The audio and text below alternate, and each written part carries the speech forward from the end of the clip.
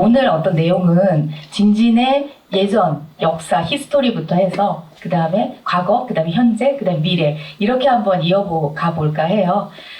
진진을 이야기하기 전에 꼭 이제 이야기해야 될 것이 동승 아트센터, 시네마테크를 이야기하지 않을 수가 없습니다. 여러분들 혹시 오늘 와 계신 분들 중에서 혹시 동승 아트 시네마테크를 가보신 분 계신가요? 두 분, 세 분, 네 분. 네. 그래서 혹시 그때 이제 1990년대죠? 시네필들의 성지였던 곳이었어요. 얼마 전에 저희 그 희생이라는 타르코프스키 희생도 상영을 했었는데 그때 거의 10만 명이 넘는 관객들이 들었다고 해요. 근데 뭐 지금 사실 생각하면은 말이 안 되는 관객이죠. 근데 그때 이야기를 하지 않을 수 없는데 그때 예술 영화의 기조를 이어받아서 지금의 진진까지 이어오신 겁니다.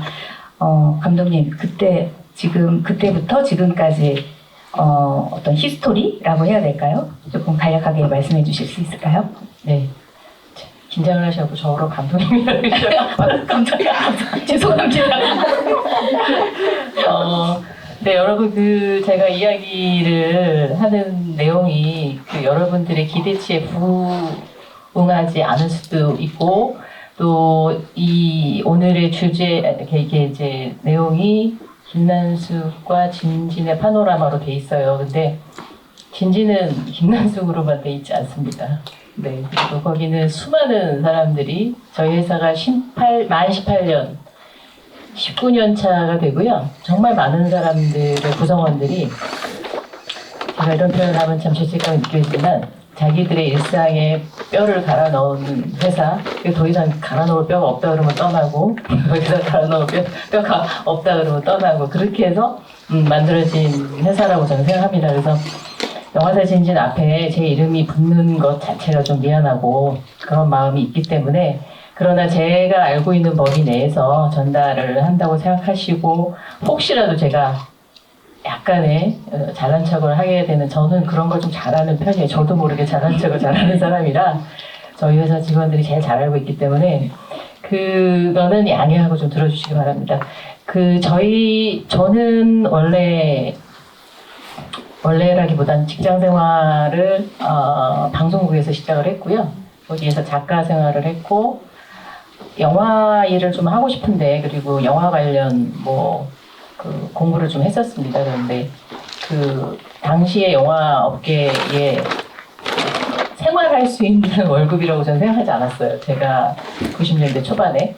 근데 방송국에서는 생활할 수 있는 돈을 벌 수 있을 것 같아서 실제 그랬고요. 그래서 방송국에 가서 어쨌든 성인으로서 벌어야 되는 제 생활비를 벌기 위해서 방송국을 갔고 그런데 93년도, 94년도 이럴 때 대기업이 영상산업에 진출을 한다고 하고 그런 얘기들이 있고 실제로 그렇게 됐습니다. 그래서 당시에 삼성, 현대, SKC 이런 지금 우리가 알고 있는 대기업들이 영상산업에 실제로 진출을 했었습니다. 그리고 이 자리는 압구정 시집이지만 여러 번 극장의 주인이 바뀌었었고요. 현대가 운영하던 우리 자동차 만드는 회사 현대가 운영하던 극장일 때도 있었어요. 그때도 저는 여기 관객이기도 했었고 그랬던 시절에 이제 대기업의 영상사업단의 영상사업부에 지원을 해서 그때부터 영화 일을 했던 것 같습니다. 그리고 제가 원하는 일은 제작이었으나 대기업은 내가 원하는 그걸 주는 곳은 아니더라고요. 시키는 걸 해야 되는 곳이지. 그래서 저는 판권 업무를 하기 시작했습니다. 비디오 판권 업무를 해서 영화 사는 일을. 그리고 영화 사는 일이라는 건 결국은 무역과 관련된 일이더라고요. 그래서 영화 구매 일을 그때 배우기 시작을 했고 영화 구매 일을 배우다 보니까 어떤 영화를 사야 할지 그러니까 한국 영화와 외국 영화 판권 업무라는 게 뭔지 그리고 판권 업무를 배우면서 결국은 극장으로 가야겠다는 생각을 했던 것 같아요. 그러니까 내가 영화를 극장에서 보는 걸 좋아하는구나. 그래서 대기업 생활을 한 3년 반 하고 동숭아트센터라는 곳에 제가 영화관에 관객으로서 갔던 그곳에 빈자리가 났다 그래서 제가 가야겠다. 저 자리는 내 자리다. 그러고 그렇게 동숭아트센터로 제가 가게 됐습니다. 네.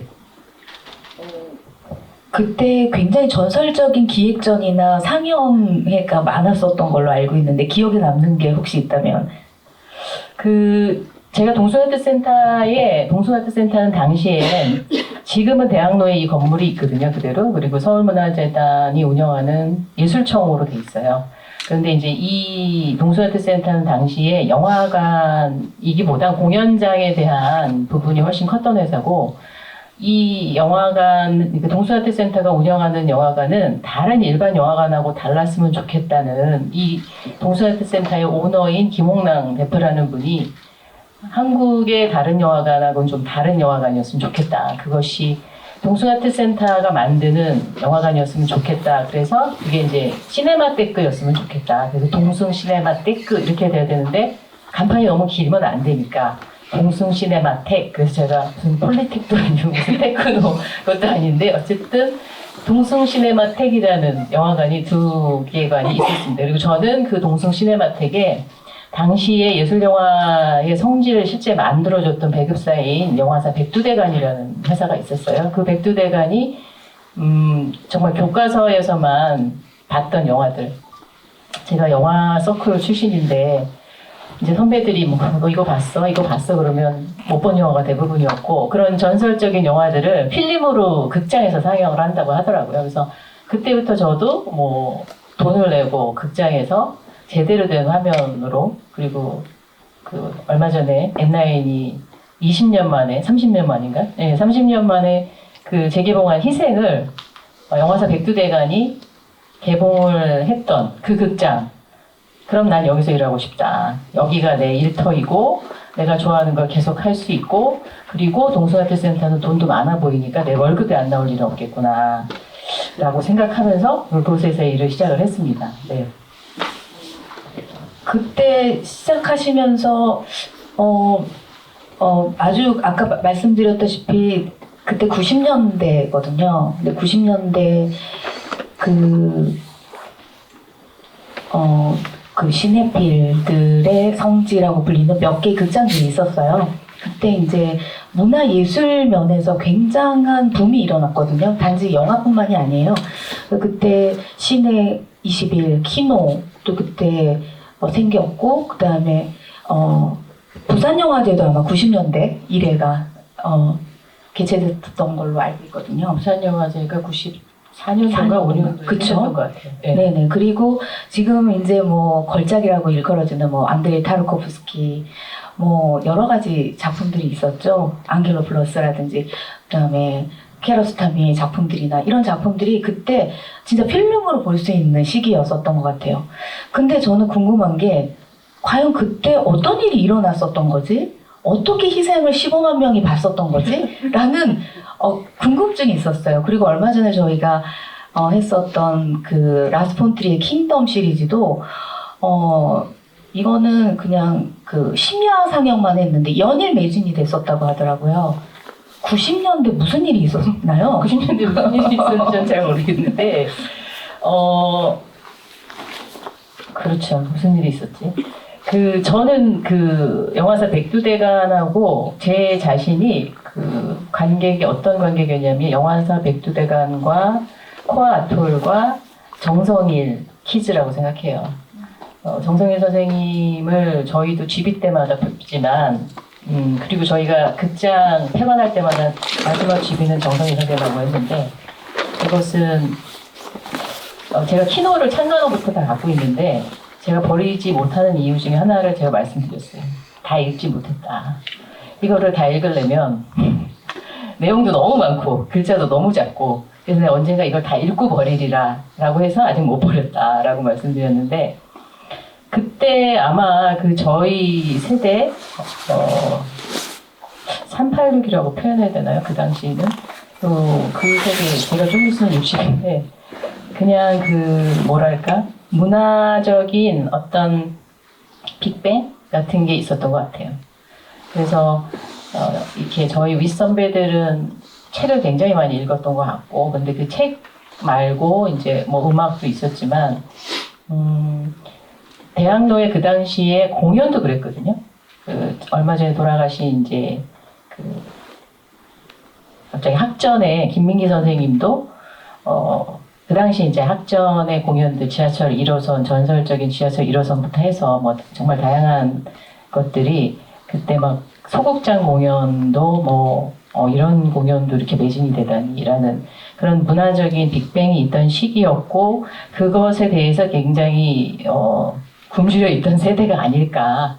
그것이 이제 다양한 영화들, 북유럽이나 동유럽, 그러니까 우리가 가지고 있는 남북의 대치 상황에서 볼 수 없었던 영화들, 뭐 터키 영화도 못 보고 그랬었거든요. 저희 때는 요울이라는 영화도 몰래 숨어서 보고 그랬던 시절이에요. 그래서 그런 것들에 대한 금기가 허물어지던 시기, 그리고 정치적으로 조금 더 반발적인 부분, 뭐 그런 시대적인 부분에 있어서 문화가 그런 어떤 약간 자유로운 해방구 역할을 좀 해주지 않았는가라고 했을 때 그런 예술영화관들 안에서 아마 성장하고 자기가 뭐 확장되고 이런 경험을 했기 때문에 그곳에 모여들기 시작했던 것 같아요. 그리고 98년도에 일본 대중문화 교류가 이제 시작이 됐었잖아요. 그래서 일본 영화를 거의 처음 많이 들여오셔서 기획전도 하시고 개봉도 하셨었던 걸로 알고 있어요. 제가 그 당시에 동수문화센터에 제 얘기하면서 너무 죄송합니다만 그 당시에 갔을 때 한국영화 회고전 시리즈라는 거를 그 전임 팀장이 하고 있었고요. 그리고 영화로 보는 세계사 뭐 이런 거를 기획전으로 하고 있었어요. 그래서 그 전임 팀장이 저한테 새로 팀장으로 오시게 될 텐데 나는 제작을 하러 나가고 싶다. 난 영화관에 있는 것에 만족하지는 못하는 사람인 것 같다. 나는 그래서 지금 제작자 되셨어요. 근데 이제 그분이 그 대신 우리가 굉장히 중요한 기획전을 이 영화관에서 하고 싶었다. 그랬으니 이 기획전을 후임으로 오시는 당신이 새로운 거 하려고 하지 말고 우리가 새로 고민 많이 해서 해놓은 거니까 필름으로 보는 세계영화사, 한국영화 회고전, 거장감독 회고전 이거는 꼭 지켜달라라고 해서 제가 만든 건 아니고 저는 그것이 되게 적절하고 그래 이런 거 하면 좋겠네 라고 생각해서 그걸 계속 했어요. 그래서 뭐 빈벤더스 회고전도 했고 근데 이제 당시에 저희가 그런 회고전을 할 때는 영화를 알든 모르든 6개월 전부터 영화제를 준비하고 뭐 저희가 독일어를 어떻게 알겠습니까? 그러나 다 보고 삐짜로 다 보고 화질도 안 좋은 상태에서 뭔 소리라고 하는지도 잘 모르겠지만 다 보고 스타디해서 관객에게 보여주기 전에 우리가 대충 그래도 알고 있자.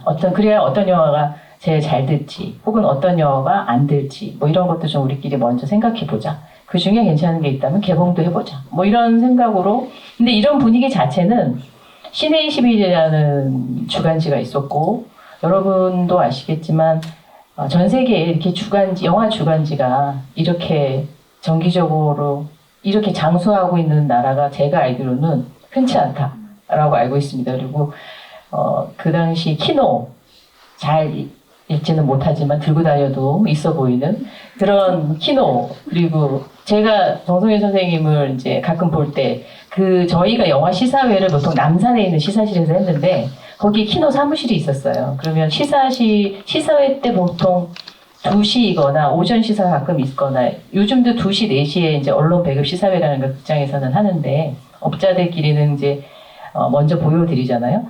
그럴 때 제가 그 키노 사무실에 이제 잠깐 들리기도 하면 언제나 복장이 며칠을 밤을 샌 것 같은 얼굴로 원고 마감을 하고 있고 그럴 때 제가 그런 생각을 했어요. 진짜 영화 좋아하는구나. 이번에도 정말 못 알아듣는 얘기가 얼마나 많이 나올까. 내가 다음 달에도 살 텐데. 또! 이러면서.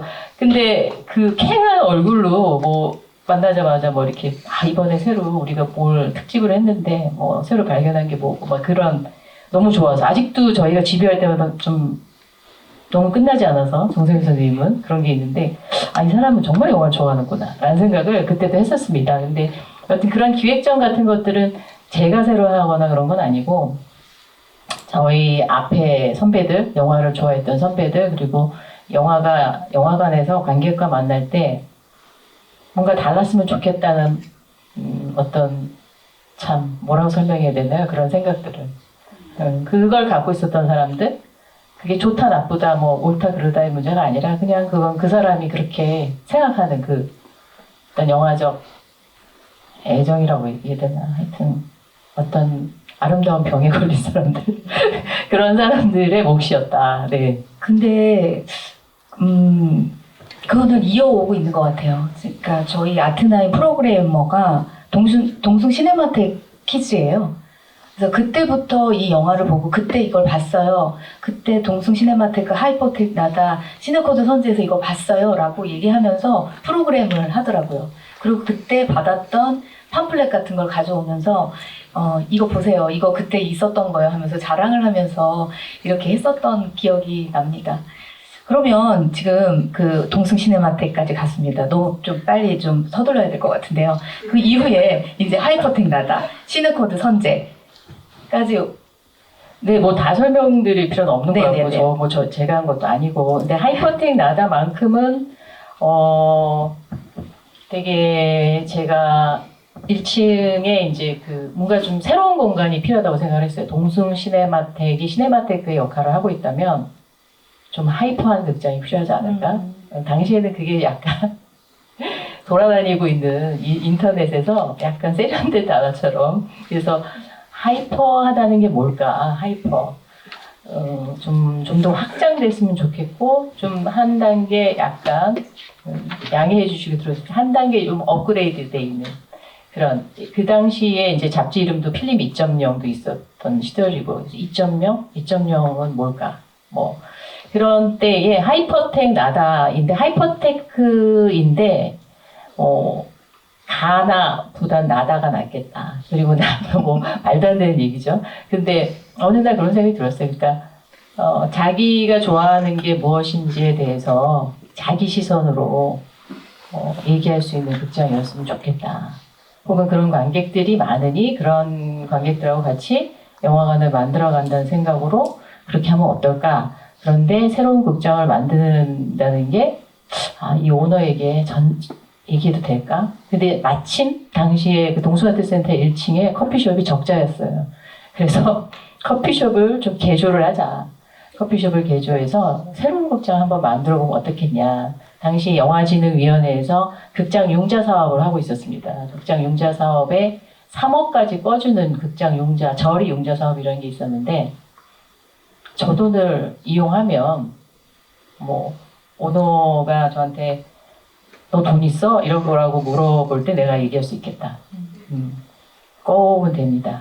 3년 안에 갚으면 됩니다. 뭐 이런 준비를 좀 했어요. 해서 영화진흥위원회, 지금은 없어진 사업인데 지금 그게 없어진 게 좀 아쉽긴 한데 그 대신 그 돈을 가져오려면 그 돈을 갖고 올 때 담보가 있어야 돼요. 근데 전 담보가 없잖아요. 제가 월급쟁이에 무슨 담보가 있겠습니까?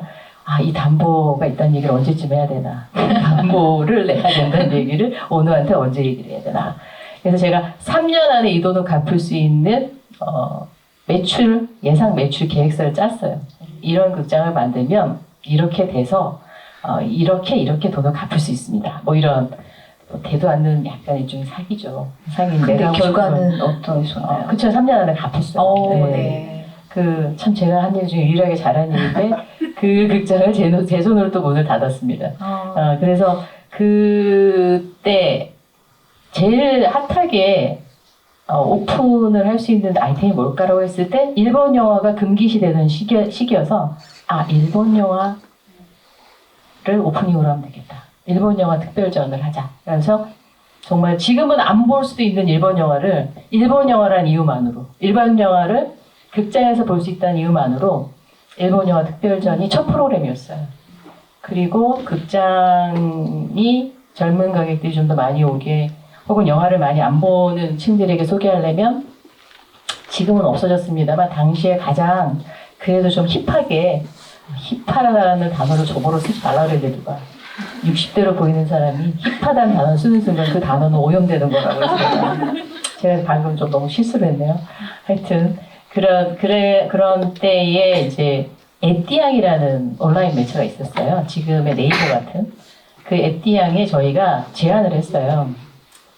147석이라는 극장이 생길 건데 문화대표를 온라인에 있는 네티즌과 같이 뽑고 싶다. 그 147석 지금 해마다 뽑자 그걸. 그래서 1위가 누가 나왔냐면 그 당시 김정은 아니고 김정일 위원장이었다가 1위가 됐어요. 그러니까 되게 재밌는 왜냐 그 당시 되게 김대중 대통령 시절에 남북의 이제 그런 화해 모드가 오고 가고 우리가 괴물처럼 보여지는 북한의 최고 어쨌든 통치권자가 희화되지만 또 친근감도 느껴지네. 그러니까 젊은 세대는 선입견이 없기 때문에 그냥 있는 그대로 희화되면서도 친근감도 느끼고 뭐 그렇게 받아들이면서 되게 이제 올해의 문화대표 혹은 올해의 가장 한간에 가장 많이 이름이 오르내린 사람 중에 뭐 누구를 뽑으세요 했더니 1위인가 2위인가 3위가 그렇게 됐어요. 그리고 앙드레김 나오고 뭐 이런 식으로. 그래서 되게 재밌어서 그렇게 해서 그 캐리커처로 오프닝 행사를 하고 뭐 극장 이름을 그렇게 뒤에 자석을 다 그렇게 하고 뭐 그런 식으로 극장을 오픈했지만 관객의 눈높이에서 다시 시작하고 있다는 느낌이었어요. 그래서 기분도 굉장히 좋았고 우리가 일방적으로 이거 이 프로그램 괜찮지 않아? 라고 해서 누굴 주는 게 아니라 관객들이 니네가 좀 모르는 것 같은데 이런 것도 좋은 게 있어. 뭐 이런 것들을 역으로 받아들이는 그런 경험들을 좀 했던 시기여서 하이퍼텍 나다는 좀 설명하고 싶었던 극장이고요. 나머지는 뭐 네. 아름다운 극장이었잖아요. 창이 있는 극장이었고 그 창이 열리면 장독대가 보이고 그런 극장이었어요. 지금 아트나인도 창이 열리긴 하는데 좀 달랐죠? 네. 네. 당시에 제가 있던 그 동수아트센터는 김홍남 대표께서는 이제 그 회사의 컨셉이 그거였어요. 동수아트센터라는 곳은 제가 들어가서 한 1년을 외웠습니다. 그거를. 늘 아침 혹은 뭐 이런 회의 때마다 말씀하셨기 때문에 전통의 현대적 창조를 하고 싶다. 전통이 있는데 지금 그걸 지금 현재의 시점 그래서 전통의 현대적 창조, 전통의 현재적 창조. 지금도 잊혀지지가 않아요. 맨날 얘기했기 때문에. 그리고 제 머릿속에 늘 남아있는 건 나는 일본의 이와나미 홀처럼 극장을 만들고 싶다. 너 이와나미 홀 가봤니? 막 저한테 물어보시고. 그래서 상사지만 새로운 걸 이렇게 툭툭 주니까 난 이와나미 홀 모르는데 이와나미 홀이 어디 있는 거야? 뭐 일본에 간다 인쇄소 골목 어디 있는데 전 가보기도 하고 이제 그렇게 툭툭 누군가 던져주면 자극이 되잖아요. 그래서 그때 이제 극장을 할 때 장독대가 있는 정원 혹은 장독대가 있는 뒷뜰을 굉장히 중요하게 여기셨어요. 그 본인 스스로. 그리고 전통적인 어떤 물건들 하다못해 뭐 여러 가지 저에게는 없는 문화적 소양이었습니다. 근데 그런 것들을 얘기를 하시니 이미 우리 동수아트센터 뒷뜰은 장독대로 정원이 좀 있었어요. 조그만. 근데 제 생각에 그래서 카페가 그 정원을 보려고 오는 카페에 손님들이 좀 있었어요. 근데 카페 자체가 너무 호텔 카페처럼 럭셔리해서 맞선을 보러 오는 사람들이 많았어요. 근데 저 정원을 건드리지 말았으면 좋겠다. 차라리 영화를 보러 들어오는 관객들이 커튼이 쳐지기 직전까지는 저 정원을 보면 어떨까. 그래서 극장 설계하는 분에게 그분은 독일에서 극장 설계를 그분은 독일에서 설계를 공부하고 오셨다고 해서 다른 분을 통해서 이제 지금은 극장 설계를 안 하시는데 제가 그분을 찾아서 만나서 뭐라고 말씀드렸냐면 영화관인데 커튼이 열리는 영화관이었으면 좋겠다. 외국에는 있다고 들었다. 그리고 이 회사 자체가 전통에 대한 부분 되게 중요하게 여기니 뒤에 항아리들이 진짜 전통을 대변하고 있다. 그래서 그냥 이 공간에 오면 공간적 경험도 새로 하는 곳이었으면 좋겠다. 그 영화관의 영화로만 끝나지 않은 공간이었으면 좋겠다. 그것도 제가 동수아트센터에 다니면서 배운 거죠. 제가 알고 있던 영역도 아니었고 그래서 동수아트센터는 다니면서 제가 건축에 대한 강압적인 공부를 좀 많이 당했어요. 오너께서 그런 거에 관심이 많으셔서.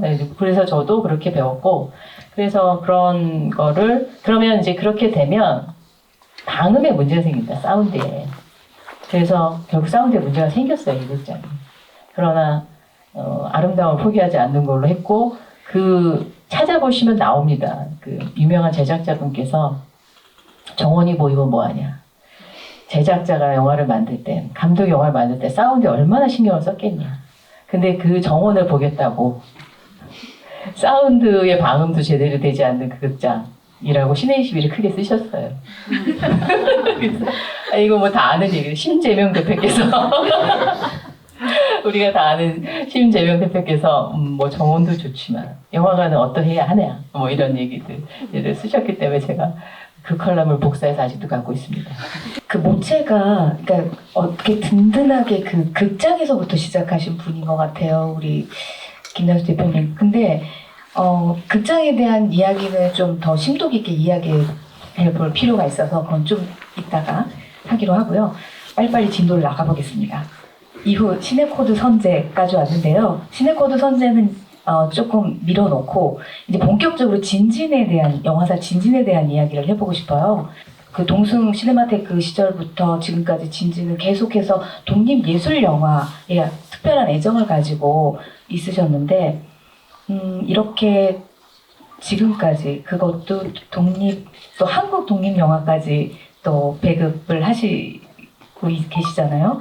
그러니까 특별한 어떤 배경이 있으셨는지 진진을 만들기까지 지금 작품 보시고 계시죠? 그냥 참고로 보시라고 제가 그래서, 저희가 했던 한국 영화 그리고 네. 저희 미망을 개봉하겠습니다. 그래서 약간 깨알 같은 홍보를 우리 홍보팀이 원하는 것 같아서 제가 그냥 물론 물어보진 않았습니다만 정말 네. 와 저희가 동숭아트센터의 영상 사업팀이 구조조정돼서 만든 회사가 영화사 진진입니다.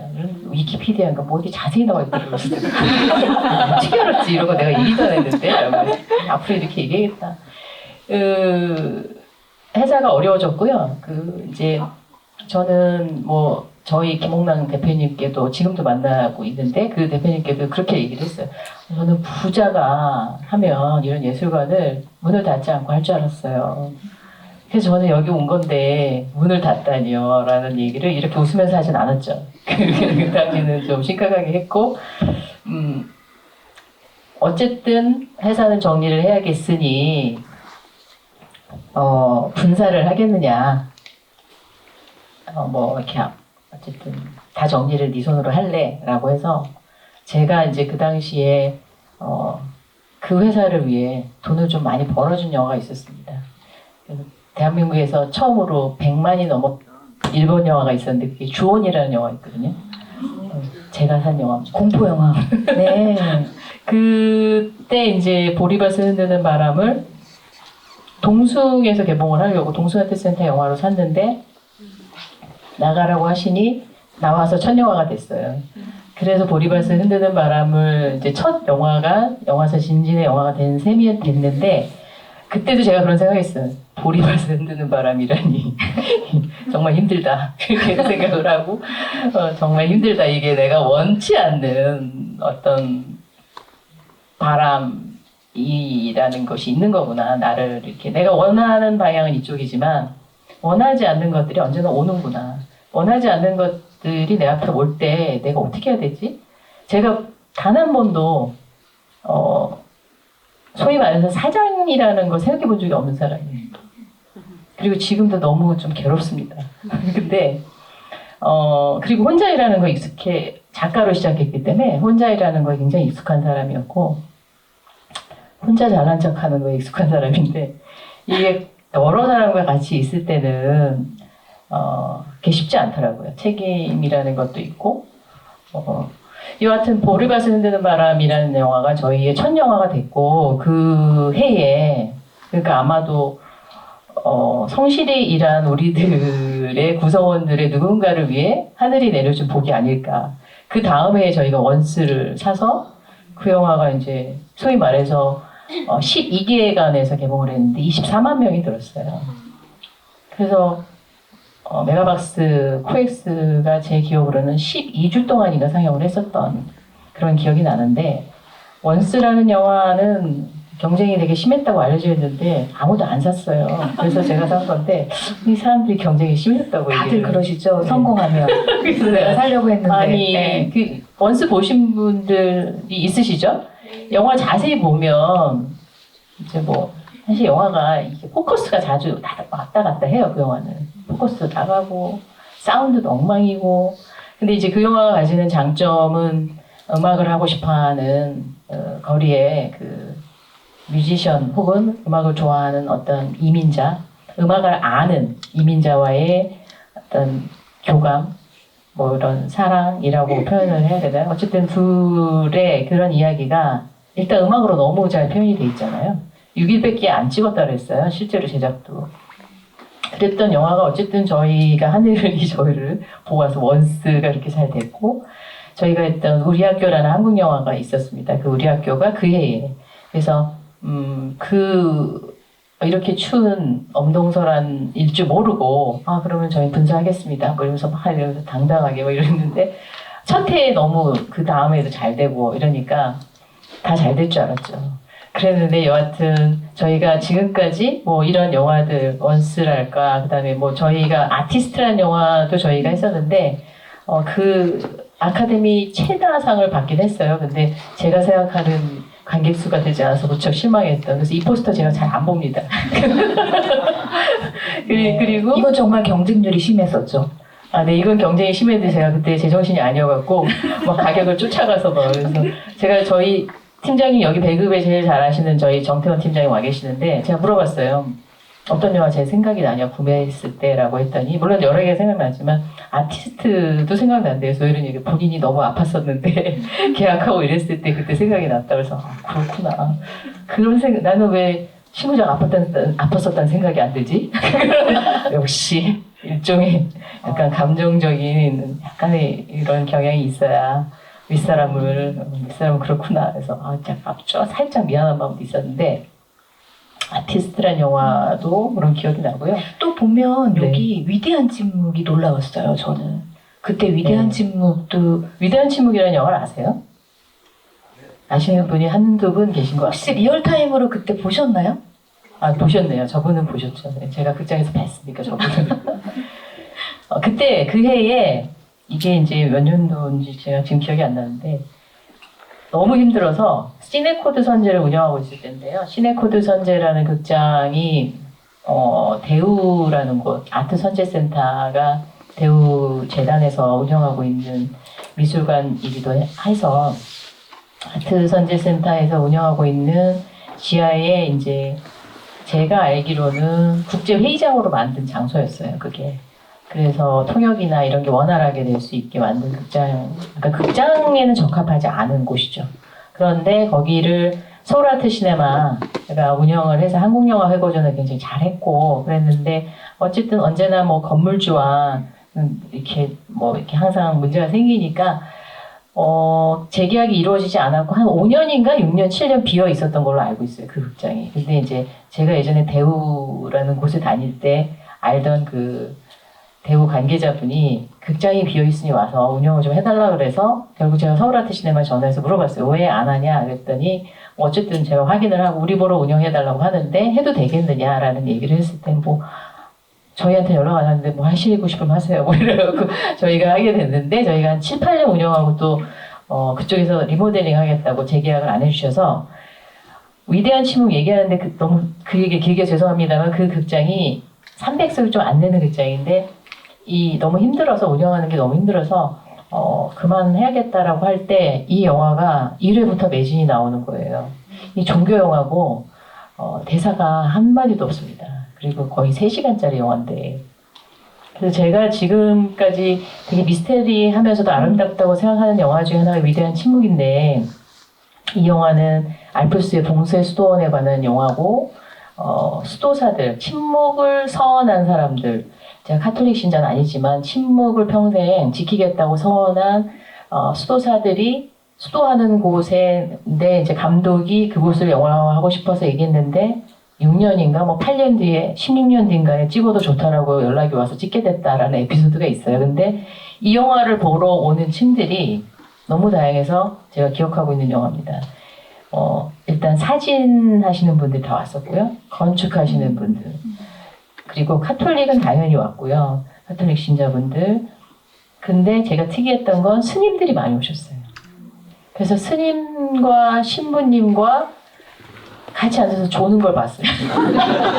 영화를 엄청 좋다고 나오시는데 제가 분명히 그분들이 조는 걸 많이 봤거든요.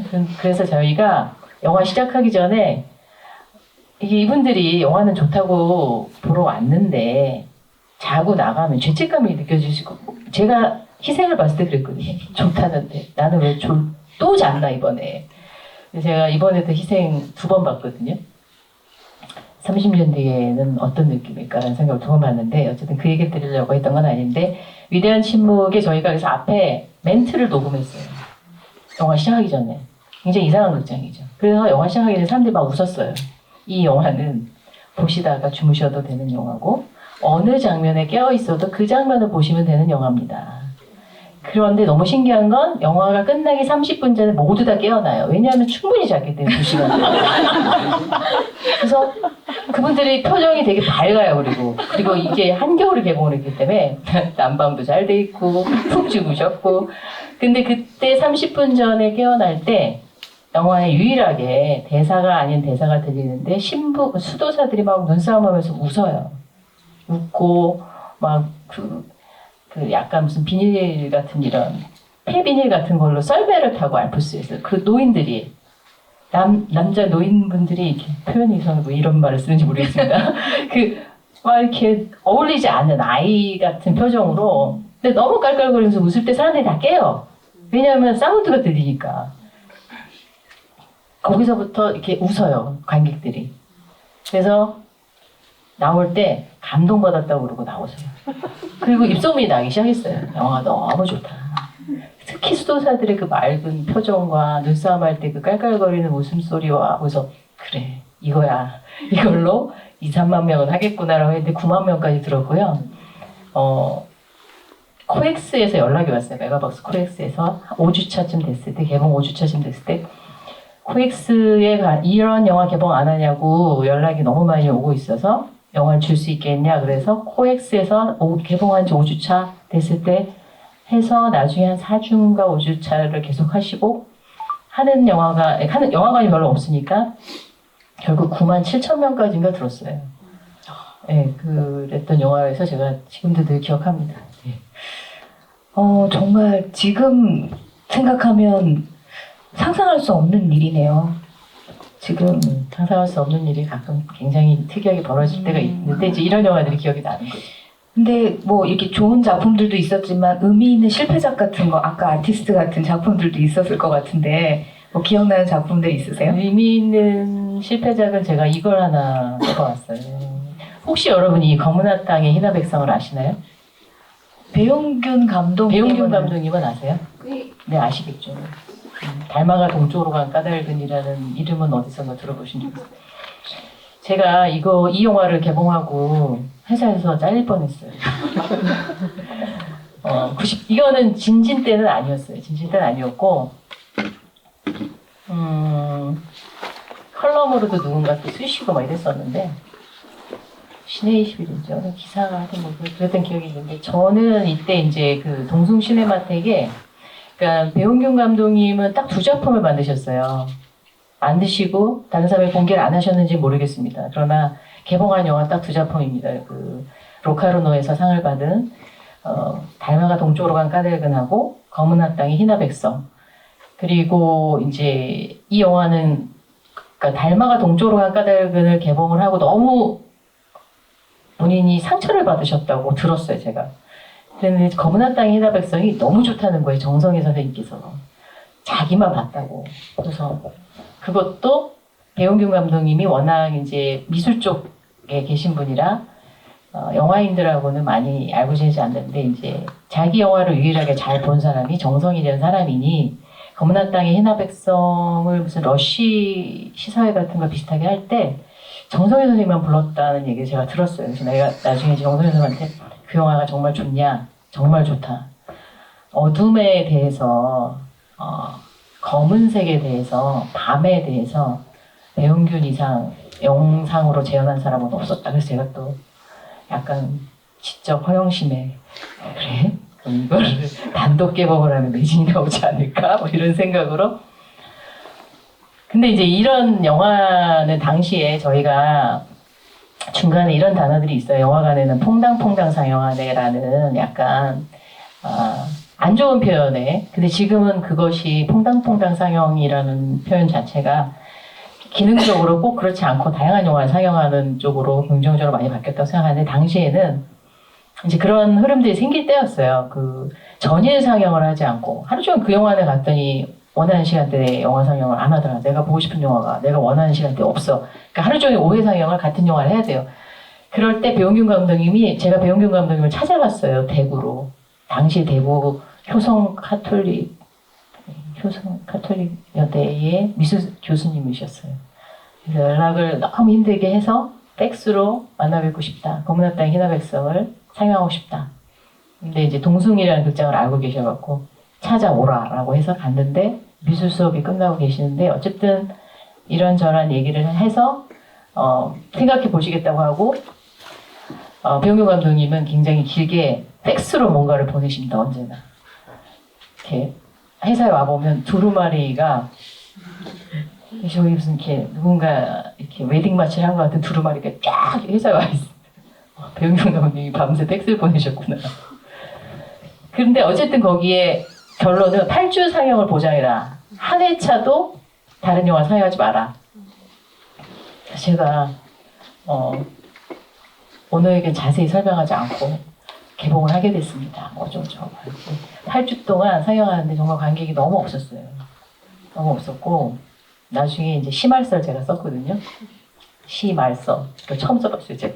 그래서 시말서 쓰라고 제가 그 당시에는 이렇게 마음을 이렇게 칼로 이렇게 뭐 하라는 뜻인가? 시말서 어떻게 써야 돼요? 나중에 일의 자초지종을 써라, 시말서. 뭐 이런 거였는데. 어쨌든 시말서를 썼던 영화였지만, 제가 이제 오늘 되게 이 자리가 영광이고 감사하다는 생각이 드는 게, 창작자의 작업실이잖아요, 이게.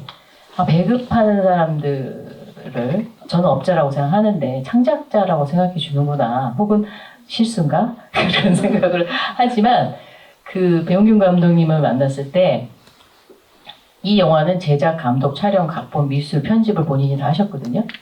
근데 제가 만난 완전체의 창작자였어요. 너무 힘들고 피곤한. 그런데 어떤 에피소드가 있었냐면, 팩스에 이런 내용이 어떤 팩스도 다 못 읽는데 어쨌든 제가 다 팩스에, 그래 이건 이렇게 해서 1회 상영 때 어디에서 뭐가 있었다는데요. 그래서 2회 상영 때는 그게 수정이 됐다는데 그건 어쩐 일입니까? 어떻게 알았지? 서울에 한 번도 안 왔는데. 어쨌든 결론적으로는 다른 사람을 보내서 다 체크를 하게 하신 거예요. 상영의 상태를. 저희 영사기사님이 당시에 너무 놀라셨다고 그랬어요. 왜냐하면 영사기사님한테 직접 전화를 하셔서 상영이 뭐가 어떻게 나왔다고 하니 그 밸브 밑에 있는 색보정 무슨 버튼을 고정시키십시오. 뭐 이런. 저는 알 수도 없는. 그래서 제가 이 경험이 잊혀지지가 않아요. 이분은 영화를 만든 창작자의 입장에서 상영까지 제대로 다 온전히 이루어져서 그것이 관객에게 온전하게 전달됐으면 좋겠다. 창작자가 의도한 대로. 라는 생각을 강박적으로 하셨던 분이고, 실제로 그거를 해서 영사기가 왜 저렇게, 그러니까 본인, 이번에 여러분 기사 찾아보시면 20년 만에 배용균 감독이 나타났다는 기사가 있어요. 2022년도인가요? 20년도에. 왜냐하면 영상자료원에서 달마가 동쪽으로 간 까닭을 이렇게 4K인가 디지털 리마스터링을 하나 할 때 색보정하러 직접 나타나셨대요.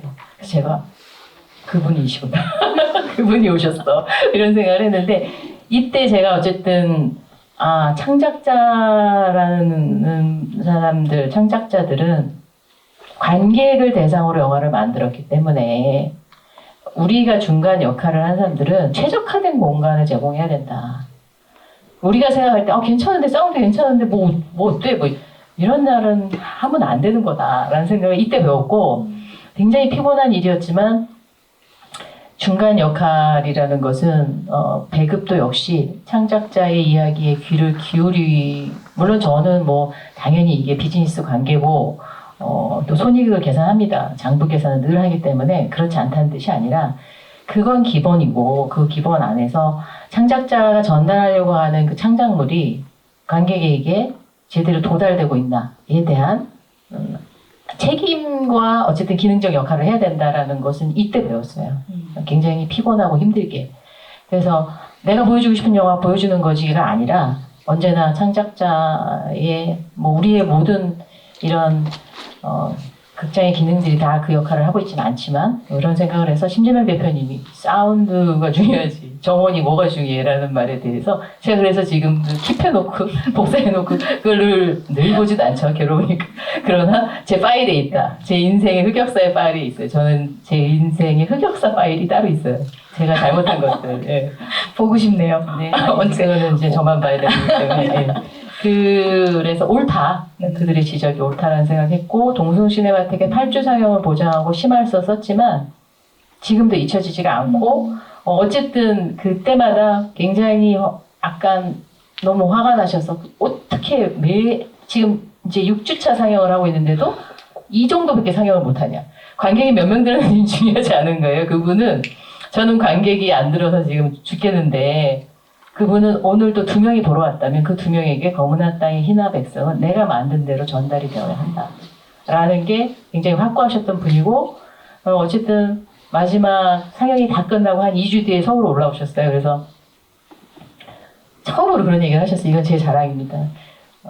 국수를 사주시겠다. 자기가 우동을 좋아한다고. 그래서 대학내에서 굉장히 유명한 우동집이 있는데 거기서 우동을 사주시는데 제가 정말 감동해갖고 이 뭐라 설명할 수 없는 괴물 같은 이 창작자와 내가 그래도 고생했다고 그런 거 사주시는구나라고 했지만 여전히 배용균 감독님 생각을 하면 이 영화는 여러분도 꼭 보셨으면 좋겠는데요. 영화가 그냥 배용균 감독이라는 창작자가 만든 영화, 자기가 생각하는 영화, 자기가 생각하는 색감, 자기가 생각하는 앵글, 그리고 자기가 생각하는 어떤 이 땅의 검은 어둠. 그래서 여기 영화는 처음부터 끝까지 밤만 나와요. 근데 밤의 색깔이 너무 달라요.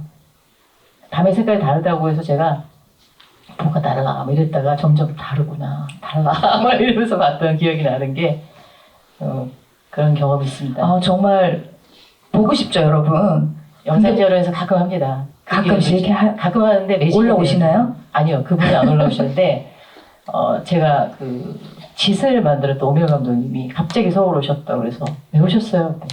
검은 땅 희나 백성이 영상제로에서 하더라고요. 영상 자료원에서밖에 못할 것 같네요. 네네. 왜냐면 이거 저도 뭔가 상영을 하고 싶지만 겁나요. 계속 전화 오실 것 같아요. 제가 가보겠습니다. 제가 상영을 하겠다고 얘기해서 M9, 아트9에 상영한다고. 근데 정말 이렇게 영화를 보니까 국내의 작품들 쫙 보니까 뭔가 간통하는 부분이 있죠. 그러니까 뭔가 상업성뿐만 아니라 사회적 메시지를 또 이렇게 내포하는 작품들, 작품성, 뭐 다양한 요소를 이렇게 가지고 있는 작품들이 있는데 한국 작품들도 그렇고 요즘에는 한국 국내 독립영화도 배급을 하시고 해외 작품들도 이제 구매를 하시는데 뭔가 진진만의 선택의 기준이나 이런 것들이 있을까요? 없다는 건 여러분도 알고 계실 거예요. 그렇죠? 네. 저만 그런 게 아니고 저희 같이 일을 하는 저희 동료들도 똑같고 그런데 제가 무슨 사회성이 있거나 그런 것에 대해서 관심이 더 많은 사람은 아니고요. 예를 들면 미싱 타는 여자들이나 이문승 감독님의 그 위로공단 같은 영화는 정말 하고 싶었어요. 하고 싶었는데 제가 이제 항상 직원들에게 물어보는 사람은 아닙니다. 근데 위로공단 한번 물어봤더니 전원이 반대를 해서 나는 좋은데 뭐 이랬는데 근데 어쨌든 배급사라는 게 참 희한한 게 인연이 잘 돼서 어떤 배급사로 가요. 그러면 그 영화가 꽃같이 피어나는 걸 제가 봅니다. 그러면 짝이 다 있구나. 저희도 남매 여름밤 너무 하고 싶었거든요.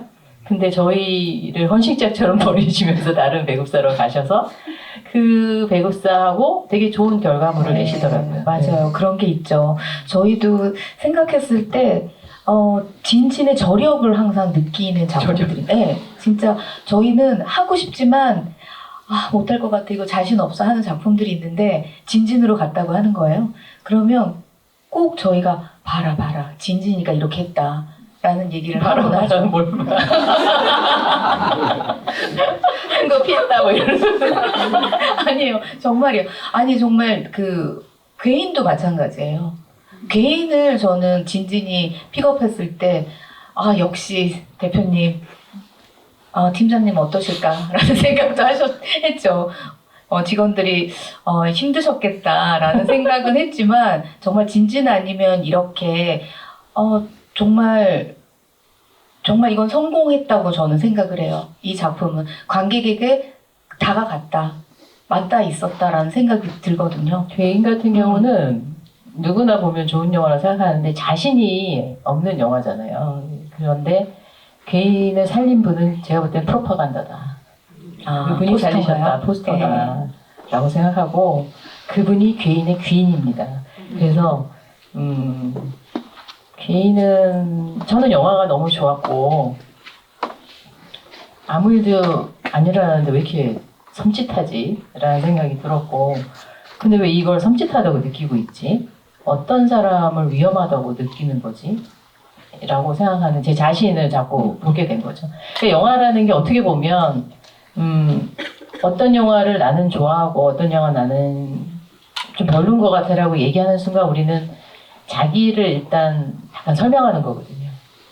나의 백그라운드를 설명하는 거이기도 하고 저는 아까 말씀드렸죠. 1호 공단이나 미신 타는 여자들은 기본적으로 저한테는 굉장히 뭐랄까 그냥 그 미안한 영화 이런 마음을 가지면 안 되는데 저는 구로동 살았어요. 구로동 살았고 영등포가 제 나와바리였습니다. 그것은 무슨 말이냐면 제가 근데 고등학교를 굉장히 멀리 다녔어요. 시내 한복판에 있는 학교 다녔는데 제가 이제 너는 어디 살아? 이렇게 물어보면 네 오해하지 말고 들어주십시오. 나는 구로동 살아. 그러면 거기 사람이 사니? 뭐 이러는 거예요 지금. 그때는 제가 막 화가 나는 게 아니고 뭐 이렇게 얘기했어요. 지금 같으면 뭐 화를 냈을 텐데 뭐 이렇게 막 설명해 주려고 그러고 그래서 거기는 공단밖에 없지 않니? 뭐 아닌데? 공단은 좀 더 가야 되는데? 네, 뭐 이렇게 얘기하고 그랬는데 제가 그랬기 때문에 거기서부터 버스를 타고 학교까지 갈 때까지 한 50분이 걸렸는데 제가 학교 다닐 때는 저는 교복을 입고 다녔던 세대인데 버스 안내양들이 제 나이 또래였어요. 근데 제 교복을 자꾸 쳐다보는 그 눈빛을 잊을 수가 없어요. 지금도. 네. 그렇기 때문에 이 미싱 타는 여자들 때도 저는 사실 처음 시작할 때부터 끝까지 울었어요. 왜 우는지 모르겠어요. 제가 왜 울고 있는지도 모르겠고 그냥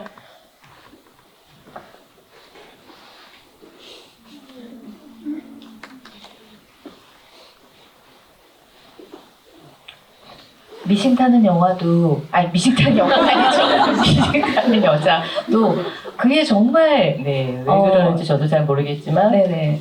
어쨌든 그 당시에 교복을 입고 있는 제가 입고 있는 교복과 제가 들고 있는 가방을 부럽게 쳐다봤던 그 시선을 즐겼다는 죄책감이 있어요. 날 부러워하고 있구나라는 걸 알고 있었다. 그래서 그 되도 않는 소리를 지금 제가 하고 있지만 여하튼 영화를 하면서 제가 영화 배급을 하면서 다양한 영화들을 만날 때 제가 기억나지 않았던 저의 그 흑역사들이 떠오릅니다. 그래서 아유 참나 대단하다 생각을 하는데 영화는 뭐 무산일기도 그랬고요. 무산일기는 제가 생각하는 어쨌든 그 북한 무산이라는 곳이 지명인지도 몰랐어요. 그런데 그것이 지명이라는 것도 알았고 파리를 했을 때도 제가 욕에 관한 책을 읽었어요. 그 당시 그 비속어에 관한 책을. 왜냐하면 주어와 목적어와 동사가 다 욕인 거예요. 이 영화는. 그래서 이 똥파리 안에서 똥파리가 문장을 다른 사람과 대화를 하는데 근데 그게 너무 슬펐어요. 그게 너무 슬펐어요. 그러니까 어떻게 답답해갖고 말을 못하고, 그럴 때, 그게 옛날, 제가 이제 그때는 좀 나이가 들고 아마 뭐 애도 낳아서 그랬는지는 모르겠습니다만, 왜 내 생각이 바뀌었을까? 딴 때 같으면, 그런 말을 쓰면, 요즘, 뭐 이랬을 텐데, 왜 이게 슬펐을까? 왜 이렇게 슬펐을까, 이게. 그런 생각이 들면서, 욕에 관한 책을 한번 읽어보자. 그 기억이 납니다. 이 똥파리를 개봉했을 때. 욕이라는 것이 가지고 있는 어떤 문화적인 어떤 관계에 대한 설명? 뭐 이런 것들이 공부가 많이 됐던 영화예요. 그래서 똥파리는 지슬도 마찬가지고요. 우리 학교도 마찬가지고, 이 영화들은 저한테는 저희가 같이 결정한 영화도 많고, 제가 따로 결정한 영화도 많지만, 어느 날 그 길에서 같은 경우 로드킬에 관한 영화지만, 잘 몰랐던 영역들을 설명해 주기도 하고, 저도 고레아다 감독님의 책에 나온 얘기 중에 하나지만, 어떤 사람이 고레아다 감독이 가져간 영화를 방송국에서 편성을, 원래 다큐를 먼저 만드셨잖아요. 그랬을 때 몇 개의 기획서를 가져갔더니 자기가 생각지도 않았던 기획서를 상대방이 그걸로 제작합시다라고 하더라 라고 했을 때 왜지? 라고 물어봤더니 상대방이 내가 그걸 제일 몰라 라고 얘기했대요. 앞에 2개의 기획서는 내가 아는 얘기고 3번째 기획서는 내가 제일 모르는 분야다.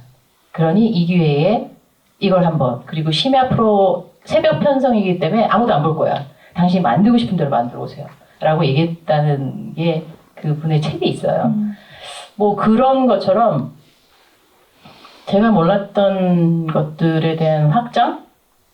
그리고 홍상수 감독님이 영화에서 맨날 얘기했던 인간은 될수록 괴물은 되지 말자라는 정도? 이런 정도에서의 그 이상의 것들이 영화들이 나에게 줬다. 그렇기 때문에 이 영화들을 보러 오는 관객들의 그 표정을 보면 너무 행복하고 그랬죠. 물론 늘 계산은 합니다. 몇 명 될지, 손익이 얼마가 될지 이런 거 늘 계산합니다. 네. 네. 지금 진진이 선택하는 어떤 작품들의 기준을 여쭤봤는데, 그렇게 확실하게 얘기를 안 해주시는 것 같아요. 어떤 기준이 있다라는 거는. 그러면, 뭔가 프로세스를 얘기해 주실 수 있을까요? 영화를, 어떻게 다들 같이 보고, 어떤 기준으로 네. 우리가 영화를 선택한다. 그렇게 하면 좀 쉽게 설명할 수 있을 것 같아요. 저희는 일단 저희가 선택한 영화들의 기준이라는 게 같이 보고 선택을 한다는 게 가장 이상적이지만 저희 정태원 팀장님, 정태원 부장님이 제일 영화를 많이 보고요. 우리 회사에서 빨리빨리 많이 보고 이거 괜찮은 것 같아요 라고 하면 이제 제가 그렇게 얘기해요. 저희 정태원 부장님한테. 영화를 사서 망하면 너하고 나하고 산 거고 사서 성공하면 당신이 산 거다. 왜냐면 제일 먼저 많이 보고 제안을 제일 많이 하는 사람이에요. 누가 산 게 많았나요? 그래서 우리 또 마케팅하는 우리 다른 부장님은 정신 좀 차려. 저희가 출장을 가면 이제 영화를 막 보잖아요. 본인들끼리 저는 메신저를 하지 않아요. 왜냐면 어쨌든 험한 꼴을 한번 겪었기 때문에 나한테 보내는 메신저가 아닌 어떤. 근데 메신저를 하지 않지만 이렇게 막 앉아서 이제 영화 보고 이렇게 속도들이 빨라지는 소리가 막 들릴 때가 있어요. 같은 사무실에 있기 때문에. 영화를 보고 나서 그러면 좀 주고받은 얘기일 수도 있고 아니면 뭐라고 하는 걸까 이런 생각도 가끔 할 때도 있고 톡으로도 그거는 사지 말래요. 얘기도 하기도 하고 그거를 끝까지 막지 못하면 너 들어오지 말아라는 얘기를 정태호 부장님한테 할 때도 있다고 했었고 했는데 그러니까 저희 로봇드림 같은 경우는 전 직원들이 다 좋아했어요. 네. 그래서 전 직원들이 다 좋아하는 영화는 유의미한 스코어가 나오는구나 라는 걸 공부를 했고 보리발 순들바람 같은 경우 그런 식으로 또 제가 이제 어쨌든 결정을 하긴 했으나 그렇고 나머지 영화들은 이렇게 약간 적극적으로 얘기하는 사람의 이야기 좀 들어본 편이고요. 저희가 올해 이제 내년에 개봉할 영화 중에서는 저희 마케팅 부장님이 이건 내 영화야. 그래서 술 드시고 끝까지 내 영화라고 얘기해서 저희가 산 게 있습니다. 아, 네. 기대해도 될까요? 어떤 영화인가요? 일본 영화입니다. 아, 이번 아니. 서독제에서 서독지에서 상영하는 거 아니고요. 또 딴 제품인데. 예. 네. 하여튼 그래서 그 영화는 망하면 또 같이 산 거고요. 잘 되면 그분이 사신 영화입니다. 네, 이런 식으로 결정이 되고 있고 비슷해지고 있는 것 같아요. 생각들이. 그래서 그게 장점도 될 때도 있고 고스란히 단점이 될 때도 있는 것 같아요. 지금까지 이제 진진의 과거를 쭉 이제 살펴봤는데 이제 지금 현재 이제 진진의 현주소를 좀 이야기를 해보려고 하는데 그러기 위해서는 우리가 조금 앞서서 코로나 시기를 이야기해야 할 것 같아요. 지금 현재의 이 구렁텅이 속에서 빠져나갈 수 있는 어떤 해답이 있지 않을까도 생각을 하면서 굉장히 코로나 시기에 그랬어요. 코로나 이후에는 많은 것이 바뀔 것이다. 근데 정말 바뀌었더라고요. 아직까지 극장은 코로나 이전 60%를 회복하지 않고 있고 영화를 저희도 엔나인에서도 매해 신작들 그리고 신인 감독을 발굴하기 위해서 수입 영화도 저희가 수입을 하고 그랬는데 신작 개봉하기가 너무 두려운 상황이 됐어요.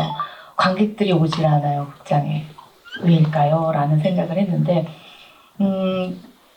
지금 코로나를 되돌아보면서 가장 크게 떠오르는 장면이 있으세요? 코로나 전에 가장 많이 얘기됐던 게 이런 얘기였어요. OTT. 이제 시대가 변할 거야.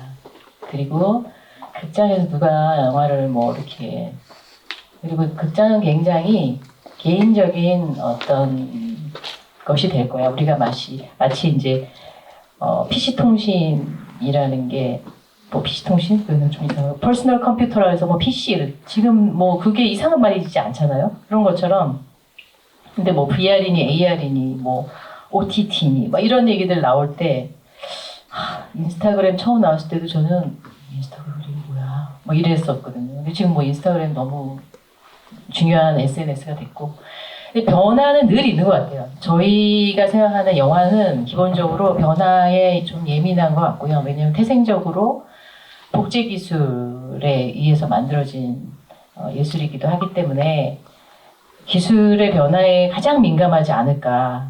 공연은 저는 그렇다고 생각하지는 않거든요. 물론 공연도 마찬가지죠. 뭐 공연도 얼마 전에 황정민 씨가 주연한 공연을 봤는데 야 저거 기술적으로 정말 멋지다라는 생각까지 했는데 그런 변화의 시기에 대해서 고민하고 있는데 갑자기 코로나가 터진 거예요. 그리고 극장에 사람이 없는 거죠. 근데 제가 이제 코로나 시기를 겪으면서 잊혀지지 않는 장면이 뭐 이런 장면들이에요. 한국에 오기로 했었던 나르덴 감독이 이제 코로나로 올 수 없게 되고 그런데 저희는 이제 뭐 소년 아메드를 개봉을 하기로 했는데 우리가 코로나를 겪으니까 저는 코로나 때도 거의 극장에 일주일에 2-3번씩 간 것 같아요. 근데 코로나 딱 되니까 정말 많은 사람이 극장에 가는 것 자체가 소위 말해서 비상식적인 일인 거죠. 넌센스인 거죠. 뭐하러 거기를 이러는데 영화가 일상인 사람들은 극장으로 오더라고요. 근데 극소수였어요. 정말 극소수였고 그래서 그때마다 제가 와 너무 고맙다. 근데 어떤 영화 쪽에 계신 분이 그랬어요. 니네는 별 타격 없지 않아? 원래 없었잖아 관객이. 그래서 내가 맞는데 왜 이렇게 기분이 안 좋지? 그런 생각이 들었는데 제가 그래서 그때 어떤 영화 제작자분한테 친한 영화 제작자분한테 막 화를 냈어요. 나 정말 오랜만에 영화관에 나왔어. 사람들이 있다. 뭐 이래서 내가 이제 약간 뭐 친하니까 아니 한국 영화 제작을 하신다는 분이 영화관에 안 오는 게 자랑이야? 제가 이렇게 얘기를 했어요. 영화가 어디서 보여줬으면 좋겠어. 당신이 제작한 영화가. 당신이 제작한 영화가 이렇게 핸드폰으로 혹은 집에서 그렇게만 보여줬으면 좋겠어? 라고 제가 이제 괜히 신경이 나니까 그럴 수 있죠. 영화는 어떤 영화가 어떤 방식으로 보여지는지는 선택의 문제고 그것이 어떤 이러해야 한다라는 건 저는 없다고 생각합니다. 그러나 저는 영화관주의예요. 그래서 제가 엔라인의 영화관주의라는 그 표현을 되게 좋아해요. 그래, 나는 이런 종류의 인간이지. 왜 그런지는 저도 잘 모르겠어요. 왜 영화관에 와서 영화를 보는 걸 좋아하는지. 굉장히 비효율적이고 여러분이 영화관에 여기 와서 앉아 계시지만 여기를 오려면 이 장소를 선택했기 때문에 공간 이동을 하셔야 되잖아요. 그죠? 물리적인 것, 어쨌든 에너지가 드는 일이죠. 근데 영화는 아무 데서나 봐도 상관은 없는 거잖아요. 영화를 보면 되는 것이지. 근데 저는 그게 잘 안 돼요. 그렇기 때문에 어떠해야 된다가 아니라 나는 그쪽에 속해 있는 사람이다. 영화관이란 이 공간, 물리적 공간에 대해서 여전히 익숙해하고 이 공간이 사라지지 않기를 원하는 종류에 속해 있는 사람이다. 라는 생각을 했는데 코로나 때 그 끝을 본 거죠. 근데 이제 그때 제가 감동을 받은 건 소녀남매들을 물론 이동진 평론가의 파워겠죠. 우리의 영화의 파워가 아니라 소녀남매들을 랜선으로 관객과의 대화를 다르덴 형제와 한다고 하니까 우리가 좌석을 이렇게 띄우기를 했었잖아요. 어느 선 이상 못 팔게 하고 뭐 이런 것. 근데 그것 빼고 어쨌든 만석이 됐어요. 여기가 무슨 관이었죠? 스타리움관이었나요? 스타리움관이었는데 이게 만석이 된 거예요. 물론 그게 전부였습니다. 관객 수. 근데 이 다르덴 형제 감독들은 너무 놀란 거예요. 이 코로나 때 이렇게 많은 젊은 사람들이 도대체 한국은 정말 대단하구나. 내년에 전주영화제 꼭 갈게. 막 이렇게 해서 그 다음에 토도야 로켓타도 뭐 그걸로 왔는데 저는 어쨌든 이 텅 빈 극장, 텅 빈 객석 이건 무슨 부산영화제 때입니다. 제가 찍은 건데요. 잊을 수가 없어요. 지금도 잊지 않습니다. 잊지 않고 있고 코로나 때 그래서 제가 이제 아는 지인들한테 그렇게 얘기를 했어요. 영화 하는지는 그냥 코로나 때 봤어. 누가 극장으로 오고 누가 극장을 안 오는지. 내가 당신 무슨 영화 만들지 보겠어. 내가 말했는데 그냥 농담으로 하는 얘기고요. 나는 영화관에 여전히 가고 싶어 한다. 근데 영화 혼자 봐도 되는데 왜 영화관에 와서 영화를 봐야 되나? 라는 것은 저에게는 아직도 숙제예요. 숙제 같은 이야기고 언제 영화관으로 가지 내가? 라는 생각들은 지금도 정리를 하고 있는 중이고 현실이 너무 힘들 때 제가 영화관으로 갔던 것 같아요. 사는 게 힘들 때 영화 보면서 어두운 곳에서 울기도 하고 코미디 보면서 울기도 하고 뭐 옆에서 울면 무슨 사연이 있어서 왔을까 뭐 이런 것도 보기도 하고 근데 공간이 주는 그곳이 텅 비니까 영화가 생명력이 없어 보이긴 하더라고요. 그리고 지금도 생각하고 있는 건 앞으로 영화가 지금 영화의 위기가 아니고 영화관의 위기다라고 했을 때 배급업자에게는 되게 중요한 숙제죠. 배급하는 사람들에게는 어떤 영화를 어떤 방식으로 보여줄 것인가 어디에서 혹은 어떤 관객에게 보여줄 것인가 그렇지만 그건 배급업자에 관한 화두뿐만이 아니라 제작하는 사람에 대한 화두이기도 해요. 근데 코로나 때 제가 확인한 관객은 저희가 코로나 때 종교영화를 개봉했는데 종교영화를 개봉할 때 정말 그분들이 기를 쓰고 오시더라고요. 이거는 봐야 되니까. 왜냐면 그분들의 일상에서 포기할 수 없는 마지막 무엇인 건가요. 그랬을 때 다르덴 형제를 그렇게 했을 때도 영화로운 일상이라는 기획전도 저희가 했었는데 네네. 영화가 필요한 일상 내 일상 중에 영화가 차지하는 것이 되게 중요한 일상이다라고 하는 사람들은 영화관에서 영화 보는 것을 그리고 영화관에 가야 되는 이유에 대해서 누가 가르쳐주지 않아도 자기가 선택한 몫이다. 그런데 우리는 어떤 관객을 만나고 싶어 하는가 이 정도면 사람들이 좋아하지 않겠어? 자기는 안 좋아하면서 제가 그래요. 이 정도 보겠지 뭐. 안 봐. 나이가 나를 속여 막. 그런 경험을 코로나 때도 했고 그래서 지금도 코로나가 끝났지만 이렇게 여러분들이 막 앉아있고 마스크 안 쓰고 앉아있는 것이 감사하면서도 신기하면서도 또 한편으로는 진짜 코로나가 시작됐을지도 몰라. 영화를 어떤 영화 보여줘야 될지, 어떤 영화 제작을 해야 될지, 어떤 관객을 생각하고 있는 것인지의 질문은 사실 이제 정말 더 진지하게 해야 되는 때가 아닌가라는 생각을 좀 하고 있습니다. 네. 들어오시기 전에 세이브 아워 시네마 엽서를 드렸죠. 코로나 시기 때 저희가 일본에선 세이브 더 시네마라고 감독들, 그러니까 후카다 코지 감독님이나 하마구치 류스케 감독님이나 고레에다 히로카즈 감독님이 주축이 돼서 어떤 그 운동을 만들었어요. 코로나 시기에 극장을 살리자라는 걸로. 그래서 3일 만에 1억엔 정도, 그리고 한 3억엔, 그러니까 30억 정도의 그 후원을 받아서 정말 오지에 있는 그 작은 극장까지 다 수혜를 입었다고 합니다. 근데 그때 저희는 막막했지만 누구도 그런 운동을 하지 않았어요. 그래서 정말 극장이 주의사님이 주의사님 우리도 해야 되지 않을까요? 어떻게 생각해서 제가 주의사는 하겠구나 이거. 그래서 내가 꼬셔봐야 되겠다. 그래서 해야 되지 않을까요? 저도 막 이러면서 하자고 막 이러면서 본인이 이제 봤을 때 이것이 나중에 후회될 것 같다고. 우리는 코로나 시기에 아무것도 하지 않았다는 것에 대해서 코로나가 끝나고 나면 너무 후회될 것 같아요 라는 말을 들었을 때 제가 좀 감동받았어요. 그래서 저 사람은 뭐라도 하겠구나 그러면.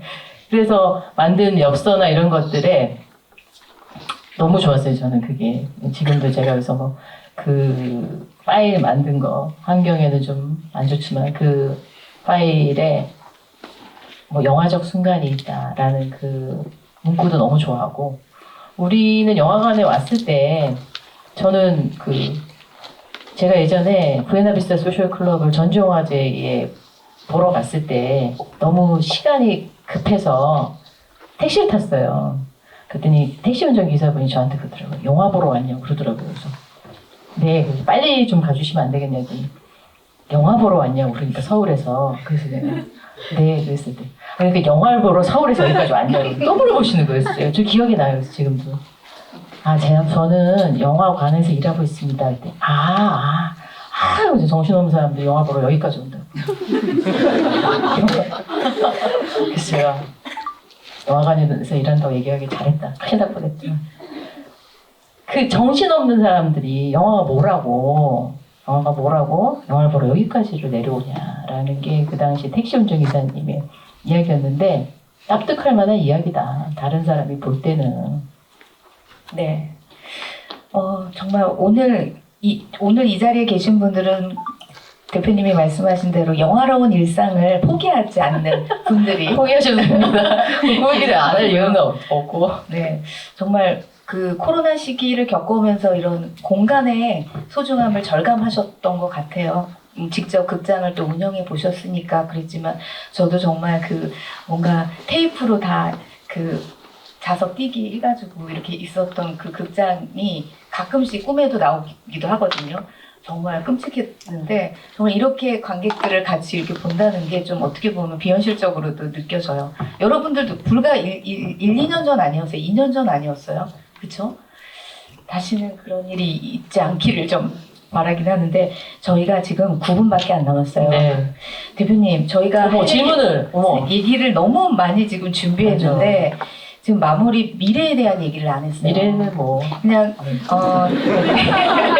얼마나 다행이에요 지금 미래가.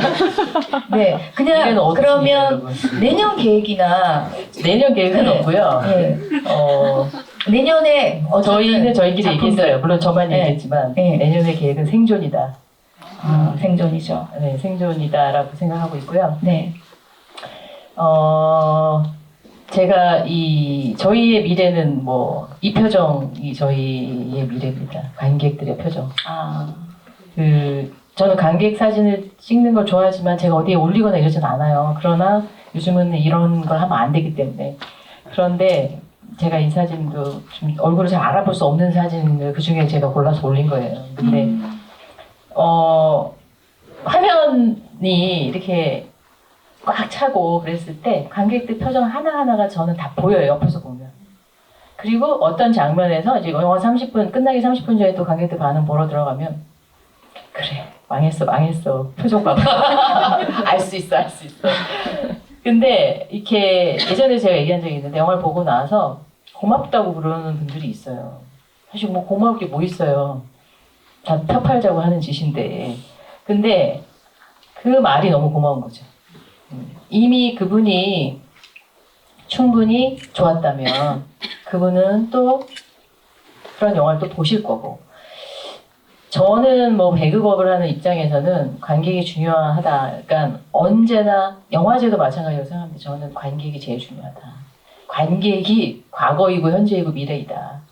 라는 생각을 하고 있고, 현재라는 것 안에 사실 지나간 현재가 과거고 오지 않은 현재가 미래인 거잖아요. 그러니까 사실 현재가 제일 되게 멋있게 들리네요.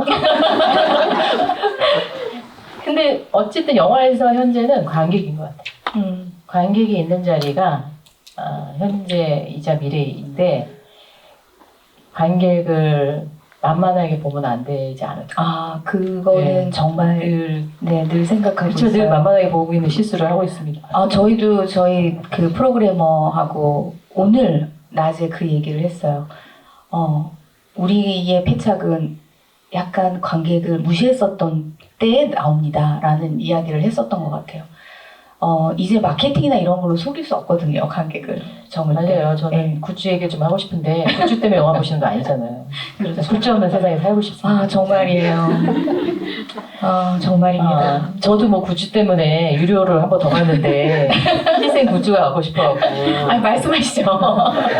제가 내 돈 내고 봤다 이걸 꼭 보여주고 싶어서 굿즈 떨어질까 봐 얼마나. 근데 저는 관객 수를 계산을 할 때 저희 회의할 때 늘 물어봐요.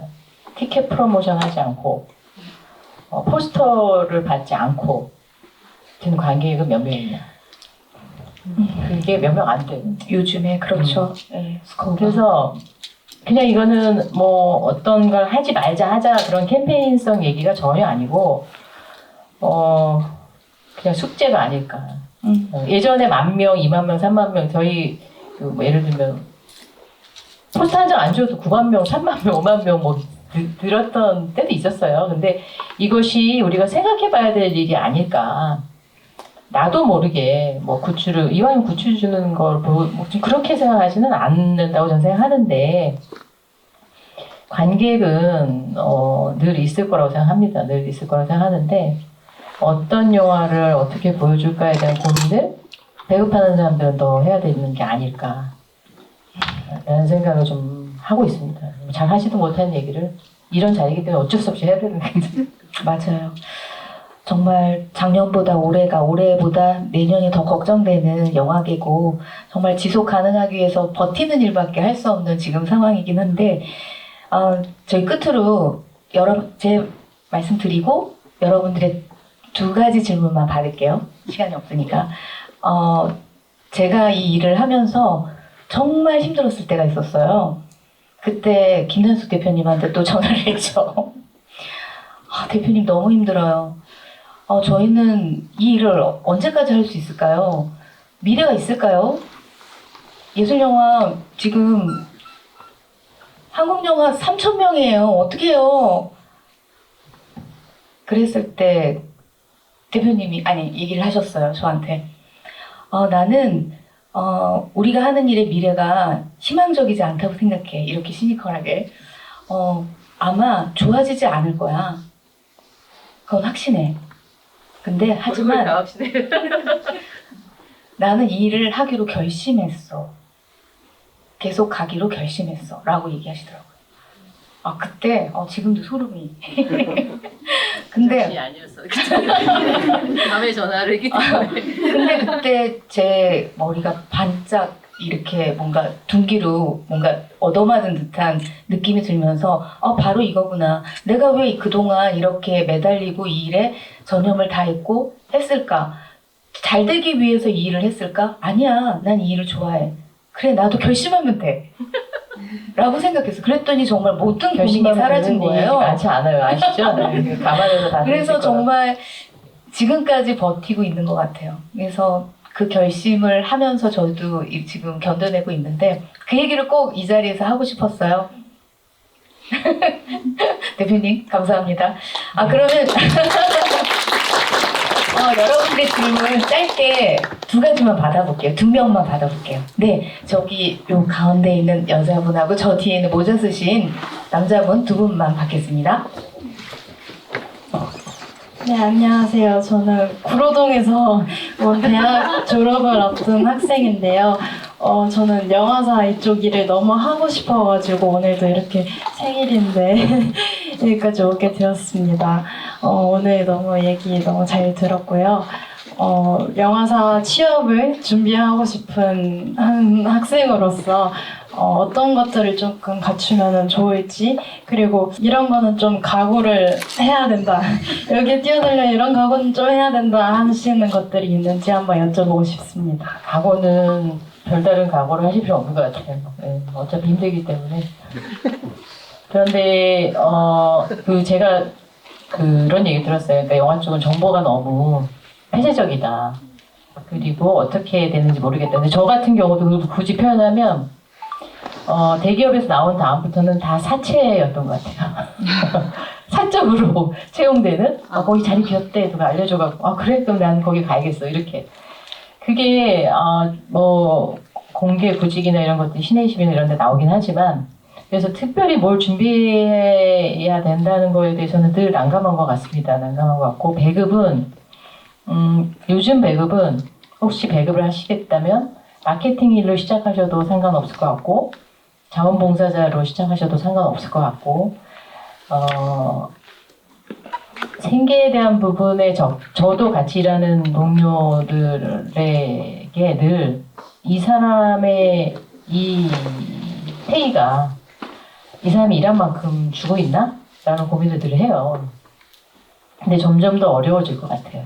점점 더. 왜냐하면 시장이 어려워지고 있고 경제적 상황들이 안 좋기 때문에 이제 그런 부분들, 그러니까 준비를 많이 안 하셔도 상관은 없다. 단지 내가 좋아해서 버틸 수 있는 에너지가 극장에 들어가면 다시 좋아지냐, 영화를 보면 다시 좋아지냐 라는 부분, 너무 이런 표현을 쓰고 싶진 않았지만 그게 그 일을 하게 만든 힘이 아닐까라는 생각이 들고요. 영화 말고도 좋은 일은 좋아서 할 만한 일은 많습니다, 사실은. 시간이 별로 없으니까 말을 좀 빨리 하고 싶은데, 어쨌든 그때까지 영화사 진진에 되게 수혜를 입은 관객으로서 김남수 대표님께 감사드리고 싶고요. 오늘 좋은 얘기 잘 들었고요. 제가 질문드리고 싶은 거 하나는, 서울 독립영화제 왔으니까 제가 말씀드리는 건데, 예전에 서울 독립영화제에서 존 카사베치 회고전을 할 때 하이퍼텍 나다에서 고다르 회고전을 해가지고 제가 시간표 짰는데 2시간 걸린 적이 있거든요. 이거 2개 다 보려고. 그래서 하이퍼텍 나다 운영하실 때 되게 뭐 좋은 회고전에 많이 가서 감사한 마음이 들었었는데, 그 시절에 좀 가장 기억에 남는 혹시 회고전이 혹시 있으시다면 알려주셨으면 좋겠어요. 감사합니다. 회고전이 다 기억이 안 나갔고요. 뭐 워낙 많이 해서 기억이 잘 안 납니다.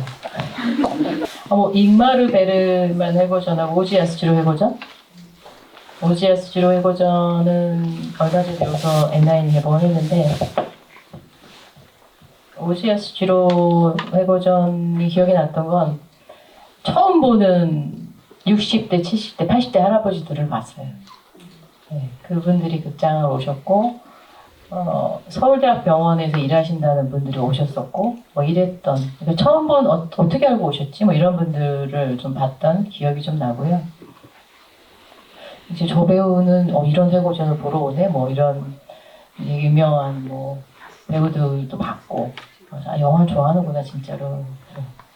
그런 경우들을 봤죠. 오미열 감독님 같은 경우 제주도에서 왔는데, 뭐 10분 지나면 못 들어가니까 그때도 나 제주도에서 왔는데 라고 막 화를 냈던 사람이 나중에 저희가 지스를 개봉할 때 그 얘기를 하시더라고요. 제주도가 가야겠다 막 이러면서 막 결국은 못 봤다 막 이런 얘기를 하시는데, 그 회고전 때마다 그 감독별로 새로운 관객층들을 좀 만났던 그런 기억이 좀 있었던 것 같습니다. 네, 이제 시간이 다 됐어요. 네. 대표님 마지막으로 오늘 네, 배급에 대한 기능적인 강의가 아니었기 때문에 너무 죄송하고, 제가 실물을 모르고 뭐 약간 말로 너무 빼온 것 같아서 너무 죄송한데, 뭐 저는 뭐 감사한 시간이었습니다. 감사합니다. 네. 참고로 말씀드리자면 진진이 영화 업계에서 가장 연차가 오래된 분들이 일을 하고 계세요. 지금 20년 차시고 30년 차도 계세요. 한 회사에 이렇게 오랫동안 일을 하시는 분들이 드물거든요. 참고 저희도 그분들에게 그건 약간 모욕. 그런데 정말 네, 같이 일한 분들 중에 네, 27년 되신 분이 계시고요. 저보다 먼저 선임으로 동숭아트센터에 들어가 계셨던 분이에요. 저희 마케팅 하시는 분. 올해 회사 생활 하신 지 30년 되셨다 그래서 제가 그래? 저보다 먼저 들어와서 극장에서 뭐 시간표 짜고 이런 선임을 하셨던 장선영 부장님이라고 계신데 이제 그분이 계시고 그분은 첫 직장이 지금 이렇게 평생 직장이 됐는데 사실 뭐 제가 알기로는 다른 회사 갈 수 있는 기회를 여러 번 그분이 놓치셨어요. 약간 제가 알고 괴롭힌 건 아닌데 다른 회사 면접 보러 갈 시점에 막 회사 너무 바빠서 막 괴롭히던 시점하고 비슷하더라고요. 그러니까 그래 뭐 이건 제 복이고 저희 정태원 부장님 같은 경우는 메가박스에서 일하셨던 분인데 제가 학교 후배여서 영화 쪽에는 오시지 마시라라고 여러 번 말씀을 드렸어요. 그랬는데 뭐 저희랑 일하게 돼서 구매까지 하고 계신 분이고 근데 두 분은 다 후회하고 계실 거예요 지금. 그러나 어쨌든 회사가 좀 잘 됐으면 하는 네. 그런 마음이 있습니다. 오늘 뭐 그러면 우리 저기 정태원 팀장님이랑 저희 엔라인 필름에 또 10년 차 팀장이 있습니다. 좀 한 말씀. 네, 11년 차. 네, 11년 차. 네, 정말 제가 5년만 넘어도 저희가 예술 영화계에 있는 분들은 요괴라고 부르거든요. 정말 산전수전, 공중전까지 다 겪고 여기까지 오셨다. 그러니까 뭐 힘을 내라는 뜻으로 박수 한번 부탁드릴게요. 네, 오늘 여러분과 함께한 시간 저희도 너무 좋았습니다. 이렇게 정말 한 분도 나가시지 않으시고 이렇게 눈 크게 떠서 이렇게 저희를 이렇게 바라봐 주시는 이 모습들이 잊혀지지 않을 것 같아요. 저도 정말 아까 말씀드렸다시피 업계에서 정말 존경하고 제 롤모델로 삼고 있는 분이시거든요. 진심입니다. 그래서 오늘 이 시간이 어느 때보다 긴장되고 했어요. 근데 대표님도 그렇고 어저께 야근하시고 저도 지금 직전까지 막 일하다가 막 정말 정신없이 지금 월말에 금요일에 이러고 왔거든요. 앞으로 아까 말씀드렸던 그 결심 끝까지 지키기 위해서 노력하겠습니다. 많은 관심 바라겠습니다.